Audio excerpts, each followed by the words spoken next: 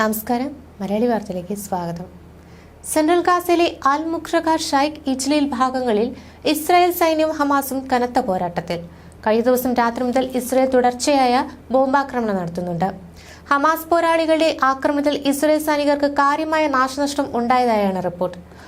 October 27-ന് ഗാസയിൽ Israel കരസേന നടത്തിയ ഓപ്പറേഷൻ ആരംഭിച്ചതിനു ശേഷം കൊല്ലപ്പെട്ട ഇസ്രായേലി സൈനികരുടെ എണ്ണം 263 ഉയർന്നു.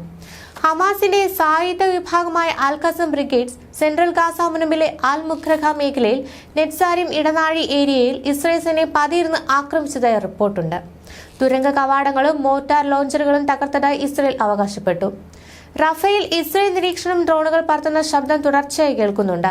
കരയാക്രമണത്തിന് മുന്നോടിയായാണോ ഇതെന്ന ആശങ്കയും നിലനിൽക്കുന്നുണ്ട്.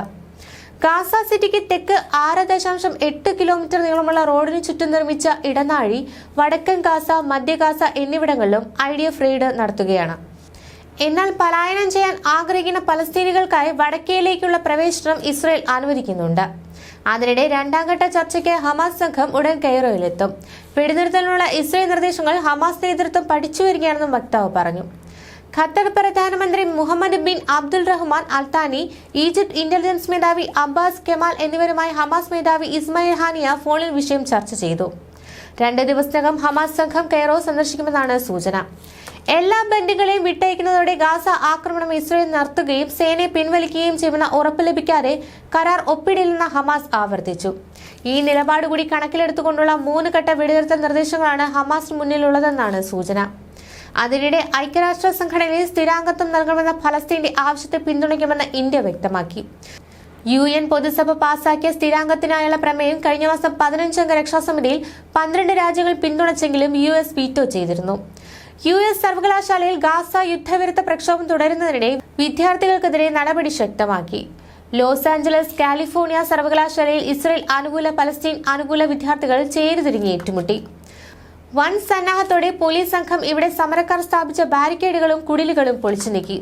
ഗാസയിൽ എല്ലാ മനുഷ്യാവകാശങ്ങളും അന്താരാഷ്ട്ര ധാരണകളും ലംഘിച്ച് നടത്തുന്ന യുദ്ധത്തിൽ പ്രതിഷേധിച്ച് ലാറ്റിൻ അമേരിക്കൻ രാജ്യമായ കൊളംബിയ ഇസ്രായേലുമായുള്ള എല്ലാ നയതന്ത്ര ബന്ധവും കഴിഞ്ഞ ദിവസം അവസാനിപ്പിച്ചിരുന്നു. അന്താരാഷ്ട്ര തൊഴിലാളി ദിനത്തിൽ സംസാരിക്കവേ കൊളംബിയൻ പ്രസിഡന്റ് ഗുസ്താവോ പെട്രോയാണ് ഇക്കാര്യം പ്രഖ്യാപിച്ചത്.